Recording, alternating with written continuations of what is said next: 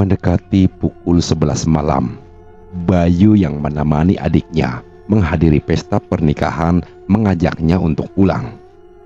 "Nantilah kak, baru juga jam segini," ucap Sinta mencoba mengulur waktu.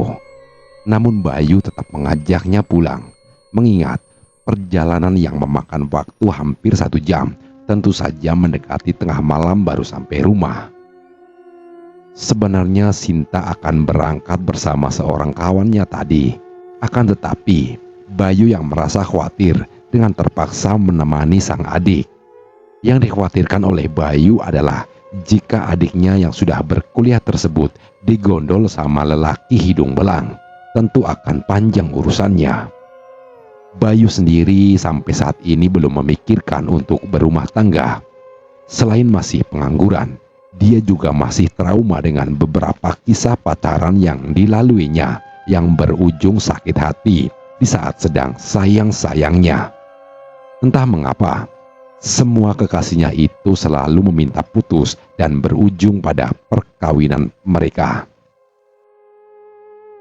Beberapa saat kemudian, "Ayo kak pulang," ucap Sinta setelah berpamitan pada mempelai dan juga pada kawannya yang lain. Mereka pun melaju memulai perjalanan pulang. Dengan mobil TAF milik sang ayah yang seorang tentara, mereka melalui lampu-lampu jalan. Hingga suasana nampak gelap saat akan melintasi sebuah rel kereta api. Tampak sangat sepi, tidak ada mobil lain, juga sepeda motor yang berlalu lalang. Sesaat mereka berhenti, dengan penuh hati-hati, menoleh ke kanan dan ke kiri. Dan benar saja, terlihat sebuah kereta api yang masih cukup jauh. "Ayolah kak, kereta itu masih jauh kok," ucap Sinta mengajak kakaknya agar segera melintas rel kereta api tersebut. Namun dengan tegas, sang kakak menolak permintaan tersebut. Sang kakak lebih memilih untuk menunggu kereta api itu lewat daripada harus berhadapan dengan maut. Dengan jendela mobil yang terbuka, hawa dingin mulai menyusup ke kulit mereka. Mendadak saja, suasana mencekam sangat terasa. Tiba-tiba, kakak beradik itu merinding tanpa sebab. Dan bebarengan dengan hal tersebut, tiba-tiba saja muncul sepeda motor dari arah belakang. Melihat hal itu, segera Bayu melambaikan tangan, memberi tanda bahwa akan ada kereta api yang akan melintas. Sekilas ternampak pengendara motor tersebut seorang perempuan berseragam SMA yang penuh dengan coretan pilok. Mungkin saja perempuan tersebut baru saja berpesta merayakan kelulusannya. Keadaan semakin tegang saat sepeda motor tersebut terus melaju. Sosok perempuan itu tidak menghiraukan peringatan dari Bayu. Sementara Sinta hanya meringis cemas, dan hal yang mengerikan itu pun terjadi. Sepeda motor yang tetap melaju menyeberang, dihantam kereta api Sancaka jurusan Yogyakarta, Surabaya. Kecelakaan tersebut menimbulkan suara dentuman yang sangat keras, yang disusul hancurnya sepeda motor dan sosok perempuan tersebut. Di mata Bayu, juga adiknya, darah berhamburan kemana-mana. Sungguh sangat mengerikan.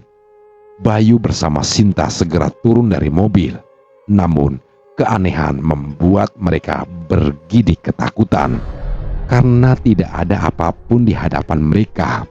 Tidak ada kereta api, tidak ada bekas sepeda motor yang hancur berserakan. Yang terlihat hanya sisa darah kering di sekitaran rel kereta api tersebut. Tolong carikan giwangku." Suara sosok perempuan terdengar lirih dari arah seberang. Samar-samar muncul penampakan sosok yang mengerikan. Sosok perempuan berseragam SMA yang berlumuran darah. Wajahnya hancur hingga matanya tinggal sebelah saja. Sementara tangannya melambai-lambai mengarah pada Bayu dan Sinta, seolah-olah sosok perempuan tersebut ingin meminta bantuan pada mereka berdua. Melihat penampakan tersebut, Bayu langsung mengajak Sinta masuk ke dalam mobil. Dengan segera, Bayu melajukan mobilnya. Namun, Bayu berbalik arah kembali, memutar ke arah belakang. "Kita mau kemana, Kak?" Sinta bertanya dengan gemetar. Namun Bayu hanya terdiam dan fokus pada pengemudinya saja.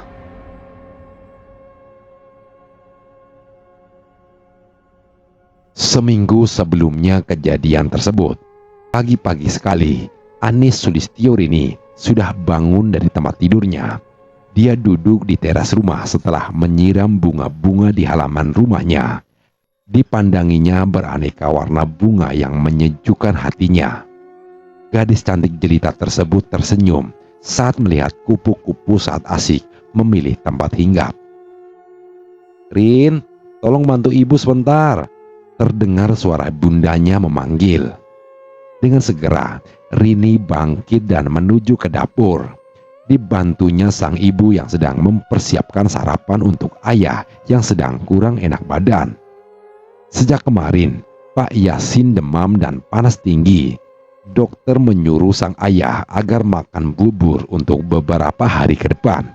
Sehingga Ibu Titik harus memasak dua menu, yaitu untuk suaminya dan untuk anak serta dirinya sendiri.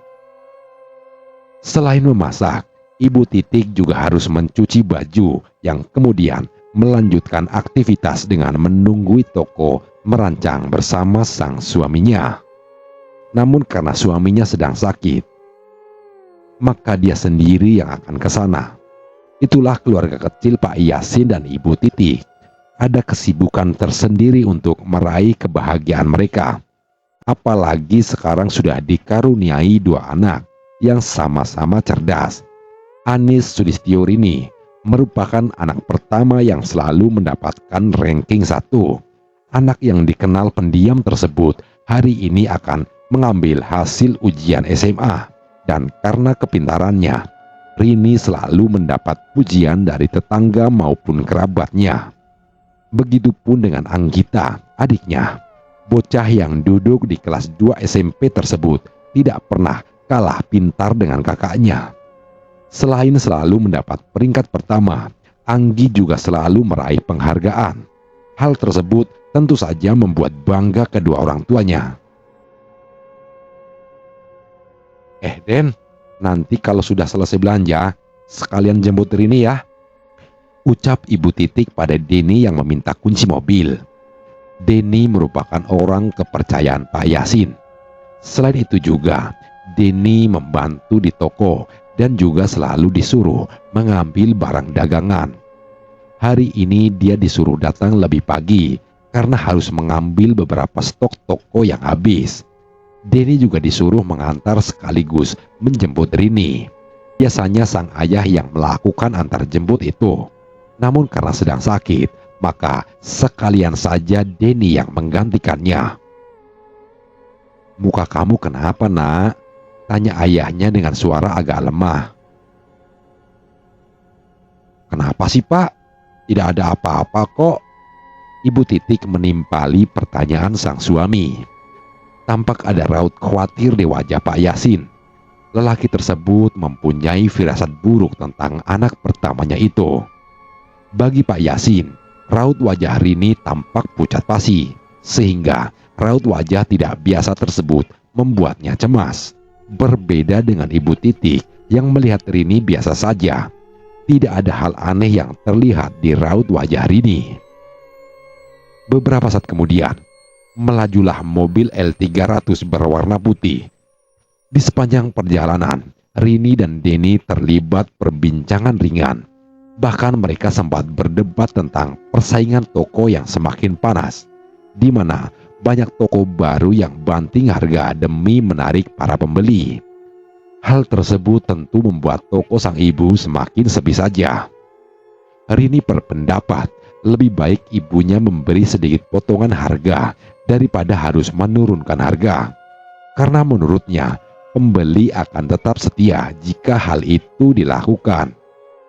Sementara Denny berharap agar harga diturunkan demi persaingan.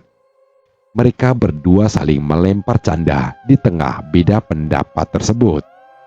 "Mendekati duhur nanti, aku pasti sudah pulang, Om," ucap Rini saat sudah dekat dengan sekolahnya. Siang itu sangat terik. Terlihat Denny menunggu anak majikannya sambil minum sebungkus es sirup dalam mobil. Dan tidak beberapa lama kemudian, muncullah Rini dengan wajah tersenyum. Sementara baju sekolahnya sudah dipenuhi dengan pilok warna-warni, termasuk banyak tanda tangan di baju seragam yang dipakainya. Denny hanya menghela nafas sambil menggelengkan kepalanya. Saat mobil sudah melaju, Rini menceritakan tentang sikap usil teman-temannya. Rini yang sudah menghindar dari hal konyol tersebut masih saja dikejar hingga terkena semprotan pilok berkali-kali. Pada akhirnya, Rini pun menyerah. Bajunya dibiarkan dicoret-coret, juga dibubuhi tanda tangan.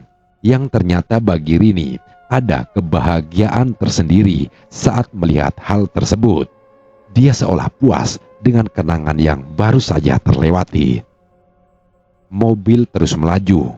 Saat mobil menyeberang di rel perlintasan kereta api, Rini berteriak histeris karena kereta api yang melaju dari arah barat menghantam mobil mereka. Kecelakaan dengan suara keras tersebut pun membuat warga mendekat. Setelah kereta api melintas, lokasi tersebut dikerumuni banyak warga. Mereka menyalahkan penjaga pintu rel kereta api yang teledor. Karena sesaat sebelum kejadian, nada sirine dari palang pintu kereta api sudah meraung-raung agak lama. Meskipun belum terlihat kereta api akan lewat, tapi perlahan-lahan getaran rel semakin kuat terasa. Hal tersebut menandakan kalau kereta api sudah dekat dengan lokasi kejadian. Anehnya, palang pintu kereta api tersebut masih belum juga tertutup. Pada saat yang bersamaan, meluncurlah mobil L300 yang ditumpangi Rini. Mobil berwarna putih yang melaju dari arah utara itu melaju dengan kecepatan sedang. Ketika badan mobil sedang berada di tengah-tengah rel, tiba-tiba muncul kereta api dari arah barat yang seketika itu pula moncong kereta api menghantam mobil tersebut. Mobil yang ditumpangi oleh Rini tersebut terseret hingga sejauh sekitar 25 meter ke arah timur dan masuk ke dalam parit.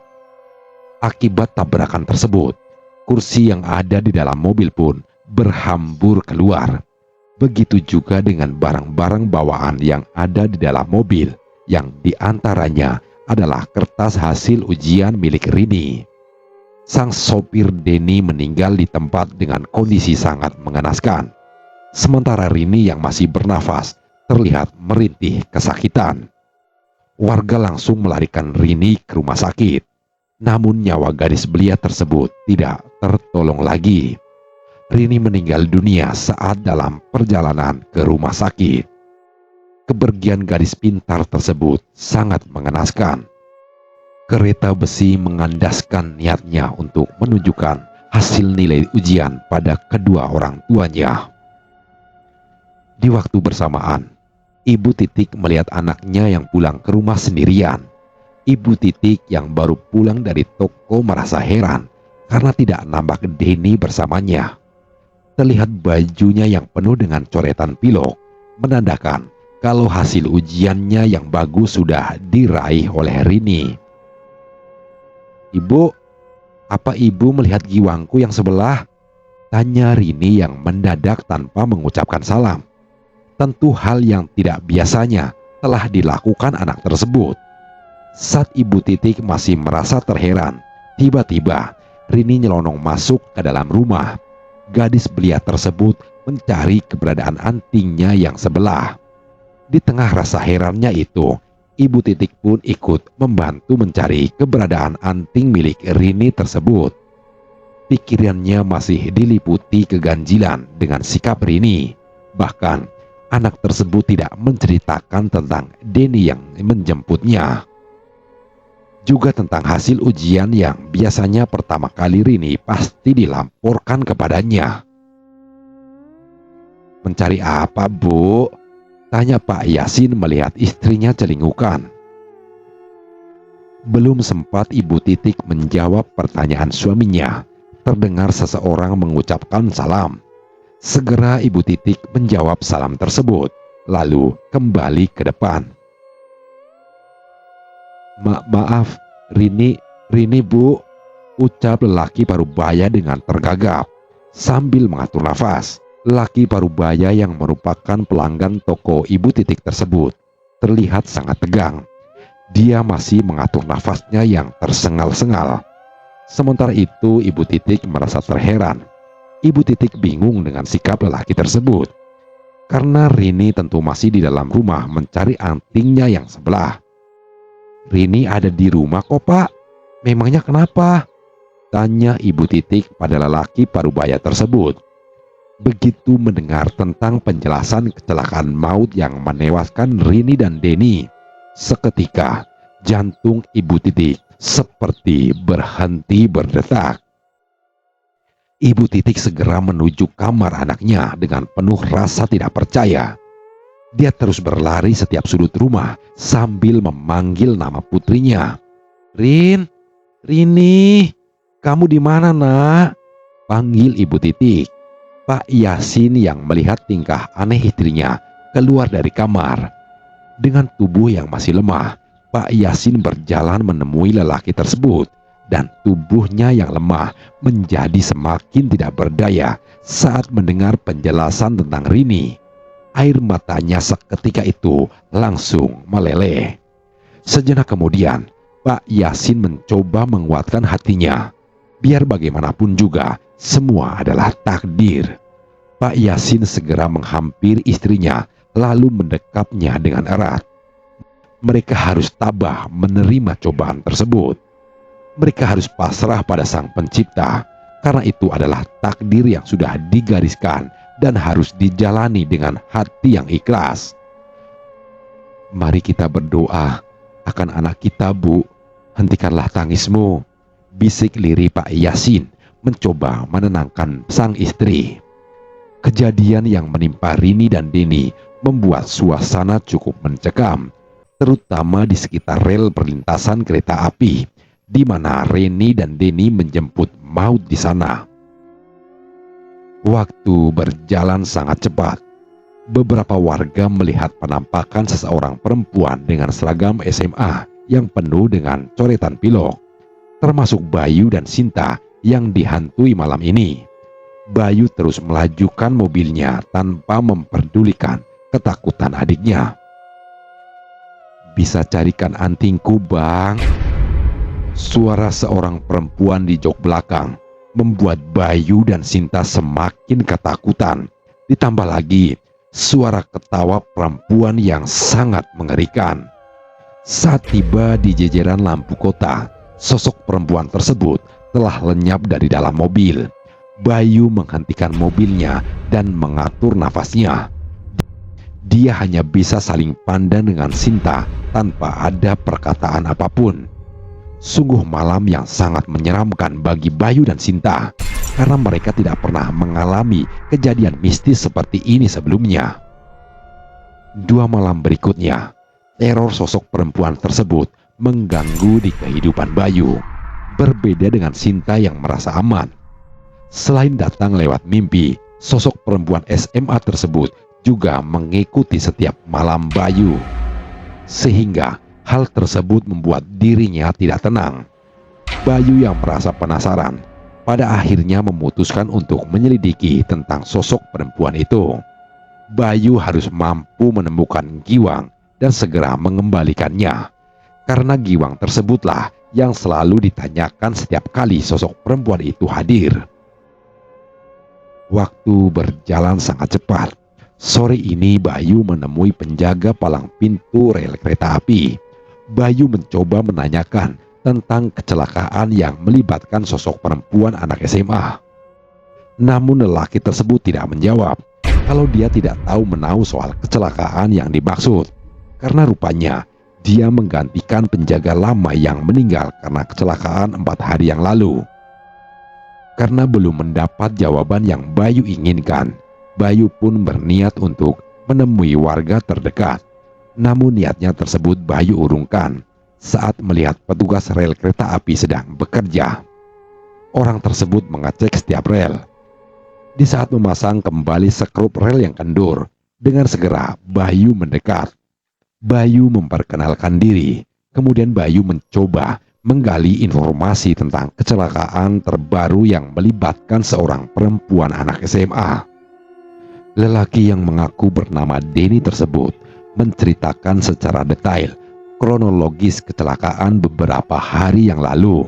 Sementara Bayu mendengarkan dengan seksama setiap bagian cerita. Dan anehnya, Bayu merasa kalau lelaki di sampingnya tersebut seolah-olah mengalami kecelakaan tersebut. Seakan-akan dia berada di dalam mobil bersama Rini, anak SMA yang menterornya 2 hari ini. Anting Rini ada di dalam mobilmu. Cari dan kembalikanlah pada orang tuanya, ucap lelaki tersebut pada Bayu.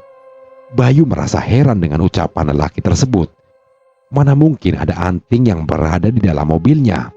Sedangkan Bayu sendiri tidak pernah bertemu atau mengenal dengan sosok Rini itu. Ketika Bayu mengajak lelaki itu bersalaman untuk pamit pulang, Bayu terkejut bukan kepalang karena wajah lelaki itu berubah rusak, penuh dengan darah. Tatapannya sangat menyeramkan, di antara darah yang mengalir, sementara tangannya memegang gumpalan otak manusia. Sungguh hal yang tidak masuk akal telah ditemui oleh Bayu dalam jarak yang sangat dekat. Secepatnya, Bayu berlari meninggalkan sosok tersebut. Bayu sama sekali tidak berani menoleh ke arah belakang. Bayu hanya fokus berlari sekencang mungkin agar secepatnya sampai ke mobil lalu pulang ke rumahnya. Mas, kenapa masnya kok lari-lari begitu? Ada apa, Mas? Tanya penjaga palang pintu rel kereta api saat melihat Bayu berlari ketakutan. Bayu tidak menjawab. Dia langsung masuk ke dalam mobil dan segera melaju pulang. Beberapa saat kemudian, setelah Bayu sampai di rumah, Bayu langsung mengecek setiap sisi kendaraan. Tampaknya Bayu percaya dengan ucapan sosok Denny yang mengatakan kalau anting milik Rini ada di dalam mobilnya. Mobilnya kenapa, Kak? Tanya Sinta dengan penasaran. Kemudian Bayu menjelaskan tentang apa yang dialaminya setelah malam itu, hingga Bayu menyelidiki dan kembali menemui hal aneh di hari ini, di mana sosok lelaki yang mengaku bernama Denny tersebut membuat kejutan untuknya. Sinta membantu kakaknya untuk mencari anting Rini yang katanya berada di dalam mobilnya. Mereka berdua pun terlihat sibuk di dalam mobil itu. Bang, suara Sinta memanggil kakaknya sambil menunjukkan atas apa yang telah Sinta temukan. Anting yang sering disebut dengan istilah giwang tersebut telah ditemukan. Ukurannya kecil dengan desain simpel membuat anting tersebut tampak berkelas. Anting tersebut terlihat berkilau dengan batu berlian bercahaya.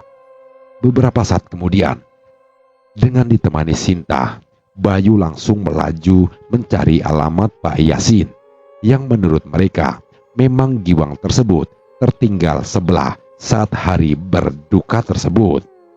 Yang mana Rini tidak menyadari bahwa Rini hanya memakai anting sebelah saat di hari nahasnya. Dan mungkin Rini baru menyadarinya saat sudah berada di sekolahnya.